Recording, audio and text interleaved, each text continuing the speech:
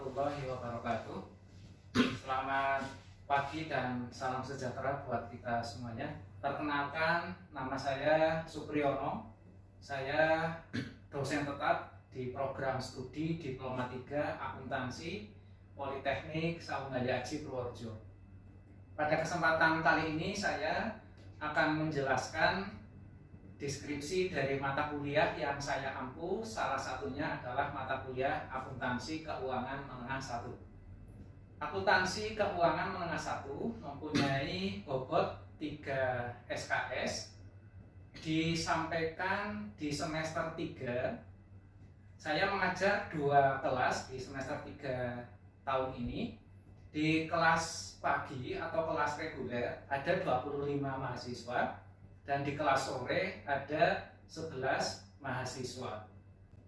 Kemudian untuk capaian pembelajaran dari mata kuliah Akuntansi Keuangan Menengah 1 ini, yang pertama, mahasiswa dapat menyebutkan komponen masing-masing laporan keuangan berdasarkan standar akuntansi. Dalam hal ini ada standar akuntansi keuangan berbasis IFRS atau PSAK. Kemudian ada standar akuntansi keuangan entitas tanpa akuntabilitas publik atau SAK etap.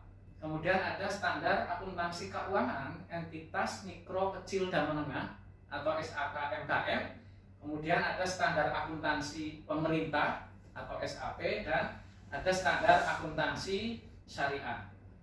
Kemudian yang kedua, mahasiswa dapat menghitung harga perolehan aset tetap dan menghitung berbagai metode depresiasi dari aset tetap. Kemudian yang ketiga, mahasiswa bisa mencatat pembukuan dari persediaan, baik dari sistem pencatatannya maupun sistem perhitungan dari persediaan. Yang keempat, mampu membuat perhitungan, pengakuan, pengukuran, dan penyajian di dalam laporan keuangan untuk kas, piutang, surat berharga, persediaan, dan aset tetap. Nah, ini adalah capaian pembelajaran untuk mata kuliah Akuntansi Keuangan Menengah 1 selama 1 semester. Kemudian materi yang saya sampaikan selama 14 kali pertemuan, yang pertama adalah tentang perkembangan standar akuntansi. Kemudian yang kedua tentang sistem informasi akuntansi. Yang ketiga tentang laporan laba rugi komprehensif pendapatan lainnya dan laporan perubahan ekuitas. Yang keempat tentang laporan posisi keuangan dan laporan arus kas. Kemudian yang kelima ada instrumen keuangan, ada kas, kemudian piutang. Yang keenam adalah persediaan. Yang ketujuh aset tetap dan properti investasi. Kemudian yang kedelapan ada depresiasi dan penurunan nilai. Yang nomor 9 ada aset yang tidak berwujud, dan yang nomor 10 aset tidak lancar. Jadi ini materi untuk pembelajaran selama 1 semester. Kemudian metode pembelajaran, karena di tahun akademik 2022-2023 ini sudah diizinkan sama pemerintah dengan sistem offline tatap muka, maka pada semester 3 ini saya menyampaikan materi perkuliahan secara tatap muka. Kemudian untuk metode pembelajaran ada 3 yang saya pakai. Yang pertama adalah metode ceramah. Dalam hal ini saya menggunakan metode ceramah untuk memberikan materi di awal perkuliahan, dengan harapan materi yang berupa hard copy atau soft copy itu sudah saya berikan kepada mahasiswa terlebih dahulu.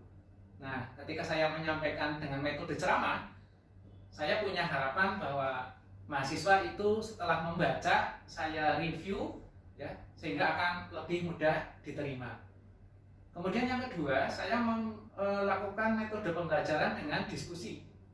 Nah, diskusi ini untuk membahas tentang topik-topik yang update, ya, tentunya yang berkaitan dengan perkembangan standar akuntansi ataupun yang berkaitan dengan info-info yang terbaru dari perkembangan pernyataan standar akuntansi keuangan. Kemudian metode yang ketiga adalah kuis dan tugas individu. Nah, kuis dan tugas individu saya pakai untuk mengukur tingkat kepemahaman dari mahasiswa setelah saya menyampaikan materi dengan metode ceramah, kemudian berdiskusi, maka nanti akan saya ukur seberapa berhasilkah mahasiswa dalam memahami materi yang sudah saya sampaikan. Kemudian untuk sistem penilaian, saya mengacu pada kebijakan Badan Penjaminan Mutu Internal di Politeknik Saunggali Aji. Yang pertama, presensi atau kehadiran mahasiswa 15%, kemudian ada tugas 20%, kemudian ada sikap dan keaktifan sebesar 15%, UTS dan UAS sebesar 25%. Oke, kita ketemu di kelas ya. Terima kasih. Assalamualaikum warahmatullahi wabarakatuh. Waalaikumsalam warahmatullahi wabarakatuh. Selamat pagi semuanya. Pagi, Pak. Baik, sebelum kita mulai perkuliahan pada pagi hari ini, kita awali dulu segala sesuatunya dengan berdoa. Baik, kita berdoa dulu. Berdoa mulai. Selesai? Baik, untuk materi pada kesempatan kali ini kita akan membahas tentang perkembangan standar akuntansi. Jadi nanti kita lebih banyak berdiskusi, kemudian kita mengambil contoh dari websitenya Bursa Efek Indonesia. Kita coba cermati secara bersama bagaimana perusahaan-perusahaan yang sudah go public ya, itu melaporkan laporan keuangan berdasarkan standar akuntansi keuangan. Ini untuk agenda pada pertemuan kali ini. Yang pertama akan membahas tentang perkembangan standar, kemudian yang kedua tentang kerangka konseptual, yang ketiga diskusi, yang keempat, yang terakhir terkait dengan tugas individu.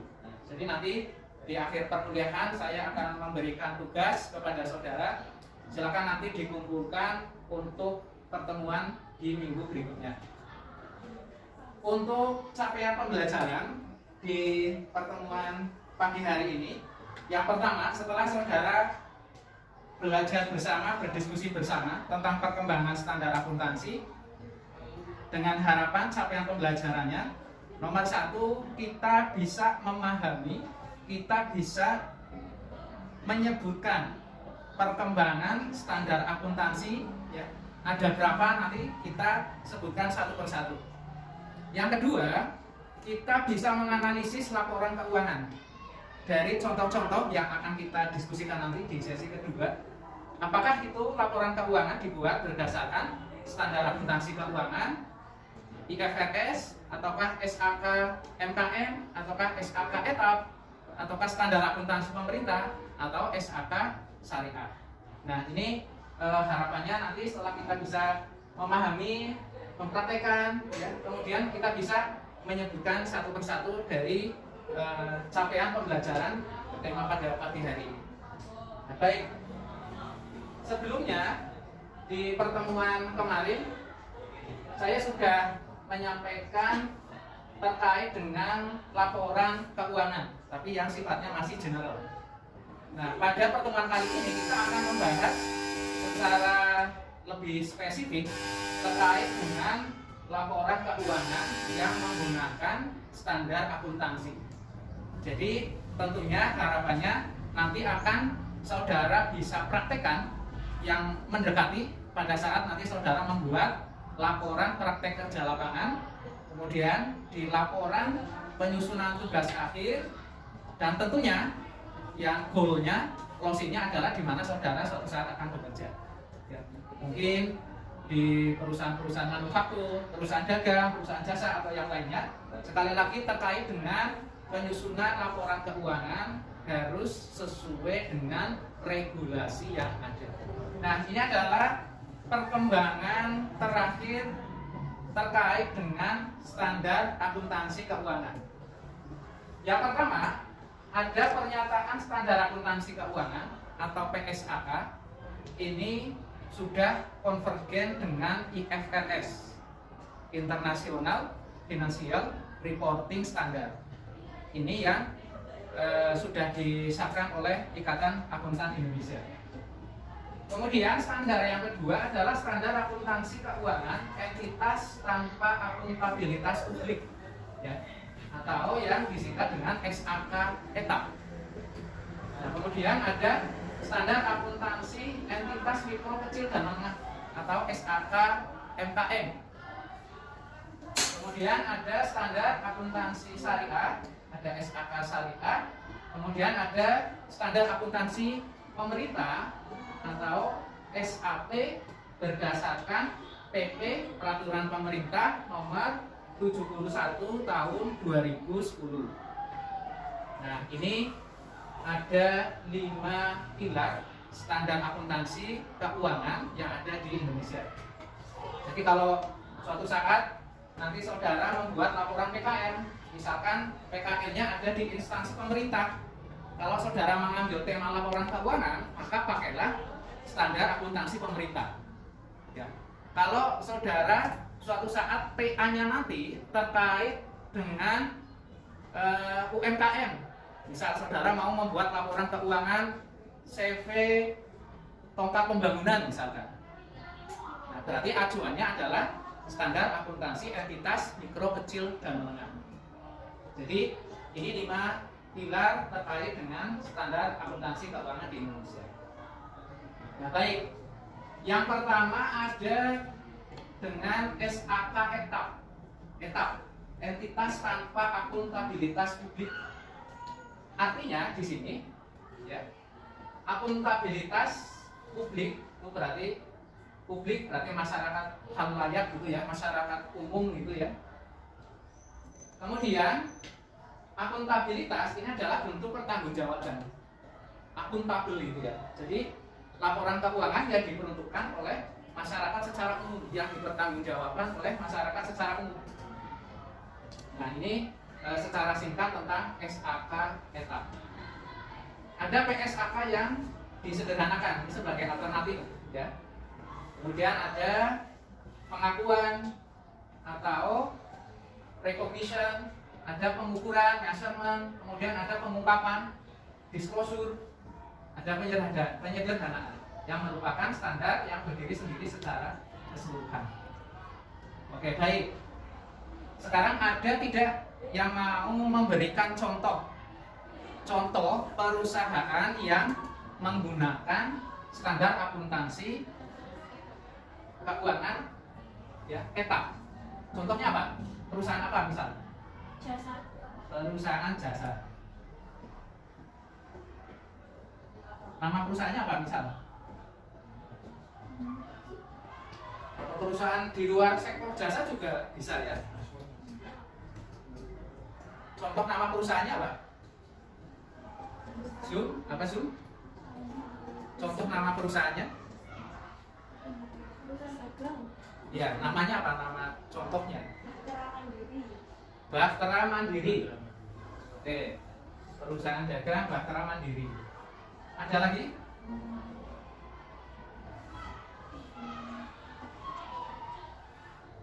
Yang di sebelah kampus? Ada itu ya? PT apa?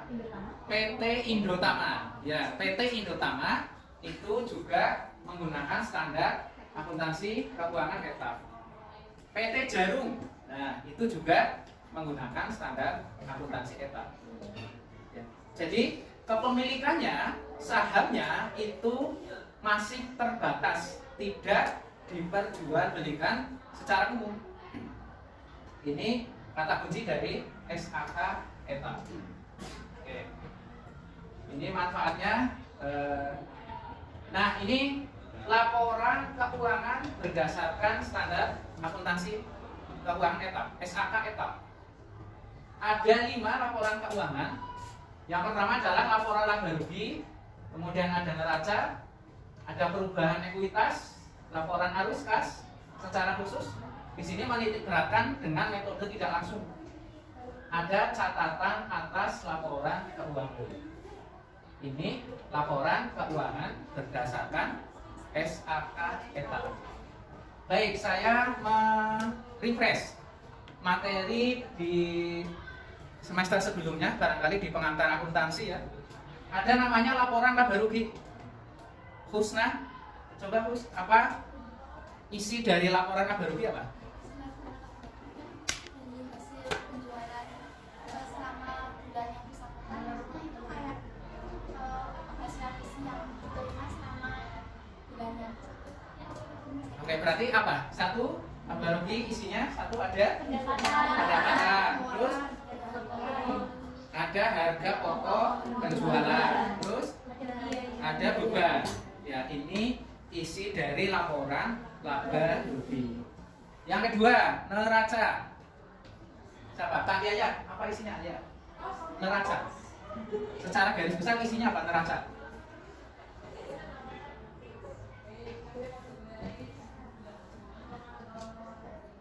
Satu. Siapa? Dua. Tesa, apa Tes? Aset. Oke, kemudian aset itu apa lagi? Aset lancar, aset tetap. Kemudian kewajiban. Isinya apa? Kewajiban lancar, kewajiban jangka pendek, ada kewajiban jangka panjang. Oke, yang terakhir ekuitas. Oke, ini terkait dengan neraca. Kemudian ada perubahan ekuitas. Masih ingat ya laporan perubahan ekuitas? Kalau dulu di pengantar akuntansi barangkali saudara dikenakan laporan perubahan modal. Yang paling atas isinya apa?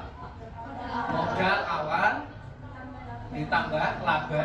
Kalau rugi berarti mengurangi, oke? Dikurangi lagi prive. Yang terakhir ya ketemunya modal akhir. Perubahan ekuitas. Tapi kalau misalkan di perusahaan yang jenisnya perseroan terbatas, tentunya tidak ada prive. Apa namanya? Dividen. Oke, betul ya. Jadi ada pembayaran dividen itu diperlakukan sebagai pengurang dari laba. Baik, yang nomor 4 ada laporan arus kas. Ya, ini nanti kita bahas di pertemuan tersendiri terkait dengan laporan arus kas. Yang kelima adalah catatan atas laporan keuangan. Nah, CALK ini adalah deskripsi dari masing-masing akun, penjelasan ya dari masing-masing akun yang ada di laporan laba rugi, yang ada di neraca. Misal kalau kita berbicara neraca, katakanlah di situ ada kas bank. Kas bank apa Pak? Misalkan ada kas bank A. Nanti di CALK itu dirinci, dideskripsikan. Kas bank A misalkan ada 500 juta. Kas bank B misalkan ada 75 juta dan seterusnya. Itu isi dari CALK, catatan atas laporan keuangan. Nah, ini secara lengkapnya untuk SAK ETA ya, saudara nanti bisa mengambil bukunya di perpustakaan. Silakan dibuka satu persatu untuk kita terjemahkan. Kemudian kita pakai untuk menganalisis contoh laporan keuangan. Kemudian yang berikutnya yang MKM. MKM ini merupakan standar yang baru disahkan per 1 Januari 2018. Ya, khusus untuk para pelaku usaha mikro, kecil dan menengah, UMKM. Ya. Nah, SAK MKM ini lebih sederhana daripada SAK ETA. Nah, isinya apa saja? Oke, kita tengok ke slide berikutnya. Ada namanya laporan laba rugi, ada laporan posisi keuangan dan catatan atas laporan keuangan CALK. Kalau tadi kita berbicara ETA, ini ada 5 ya laporan keuangannya. Kalau yang SAK MKM ini ada 3 jenis laporan. Jadi berbeda. Ya. Kalau suatu saat nanti saudara mengambil tema tugas akhir laporan keuangan di usaha mikro dan kecil menengah, ya cukup 3 laporan saja sudah selesai sesuai dengan standarnya. Ada laporan laba rugi, posisi keuangan, dan CALK. Neracanya di mana? Posisi. Laporan posisi keuangan itu sama dengan neraca. Ya, jadi kalau di etap namanya neraca, kalau di MKM namanya laporan posisi keuangan. Jadi beda nama, tetapi isinya itu sama. Ya. Ada aset, aset lancar, aset tetap, aset lainnya. Ada kewajiban lancar atau kewajiban jangka pendek, ada kewajiban jangka panjang. Ya, begitu juga dengan ekuitas. CALK juga sama. Ya, berisi penjelasan dari masing-masing akun yang ada di laporan posisi keuangan dan laporan laba rugi. Nah, ini isi dari SAK MKM secara garis besarnya seperti ini. Ada ruang lingkup, ada konsep, ada penyajian, ya, sampai dengan transaksi dalam mata uang asing atau transaksi falas. Ya. Kalau saudara mau beli bukunya, ini lebih kecil gitu ya, lebih tipis daripada SAK ETA. Waktu saya membeli itu harganya 60.000, hampir tidak selisih jauh dengan yang ETA. Ya, jadi sesekali nanti saudara membeli buku referensi terkait dengan standar akuntansi keuangan. Oke, ada yang mau ditanyakan? Silakan, Indah. Tadi yang di laporan SAK MKM itu untuk mengetahui perubahan modal itu di laporan apa? Baik, pertanyaan yang bagus ya. Bagaimana cara mengetahui laporan perubahan modal? Kalau di etap tadi yang perubahan ekuitas. Kenapa? Karena kalau kita tengok ternyata di sini tidak muncul. Apakah itu akan tidak kita hitung? Tentu akan kita hitung. Ya, akan kita hitung. Nah, mengetahuinya berarti kita membuat perhitungan tersendiri. Seperti tadi hitungannya sama. Menghitung secara tersendiri. Kita hitung sendiri. Nah, hitungannya itu tidak perlu kita cantumkan di sini. Kalau bahasa lainnya mungkin saya mengistilahkan diparkir gitu ya. Diparkir buat oret-oretan saja. Jadi perhitungannya disendirikan, tidak masuk dalam komponen laporan keuangan. Gitu, Eda? Iya, Pak. Yang lain barangkali ada yang mau melengkapi, silakan. Ada? Tidak ada? Baik, kalau tidak ada, saya yang akan bertanya. Ya, pertanyaan hanya mereview saja. Terkait yang pertama laporan laba rugi. Kalau dalam perusahaan dagang yang kita pakai yang paling atas itu apa? Pendapatan atau penjualan? Penjualan. Ya, kalau kita pendapatan berarti ada di perusahaan jasa. Jadi tidak ada namanya pendapatan. Ya, kalau pendapatan tetap di jasa, kalau penjualan ada di dagang. Kemudian ada namanya harga pokok penjualan. Baik, kita lanjut ke SAP, standar akuntansi pemerintah. Nah, standar akuntansi pemerintah, ya, ini regulasinya ada di PP nomor 71 tahun 2010. Nah, sebelum PP 2010, SAP itu berbasis kas atau menganut cash basis. Nah, sekarang di PP 71 2010 SAP sudah accrual basis. Jadi seperti standar akuntansi keuangan secara umum. Ya, sudah accrual basis. Jadi ada uangnya, ada transaksi kas masuk ataupun tidak, itu tetap dicatat. Ya, jadi semua transaksi itu kita catat. Itu kata kunci dari accrual basis. Kalau cash basis kita catat itu kan ketika ada kas masuk dan kas keluar saja. Kalau tidak ada kas masuk dan kas keluar ya tidak perlu dicatat ya. itu cash basis. Nah, ini sebagai bentuk perubahan di PP 71 tahun 2010. Dengan adanya PP ini yang sudah diberlakukan, berarti semua instansi pemerintah harus menggunakan prinsip accrual basis. Nah, ini tentunya kalau suatu saat saudara nanti praktek kerja lapangan ya, atau mengambil data buat laporan tugas akhir, bisa saudara mempraktekkan nanti menganalisis antara SAP dengan SAK yang komersial, yang selama ini kita bahas lebih banyak yang komersialnya daripada yang pemerintah, walaupun nanti di semester berikutnya akan dikenalkan adanya akuntansi pemerintah. Baik, untuk SAP ya, yang berbasis akrual, ini isinya ada PSAP. PSAP itu pernyataan standar akuntansi pemerintah. Ini isinya ya. Ada penyajian laporan keuangan, laporan realisasi anggaran, arus kas, CALK. Nah, ini ternyata laporan keuangan itu berbeda-beda. Kalau kita tinjau dari segi standar akuntansinya, ya. Kalau itu yang SAP, ada laporan operasional, ada neraca, ada perubahan ekuitas, laporan arus kas, CALK, laporan realisasi anggaran, dan laporan perubahan selisih apa? Laporan perubahan apa singkatannya?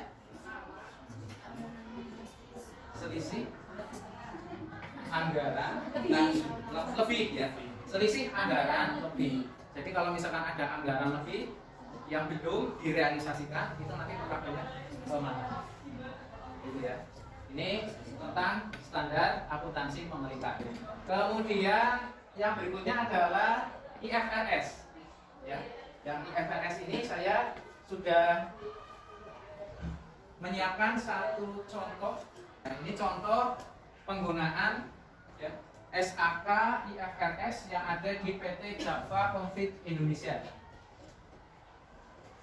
tahun 2017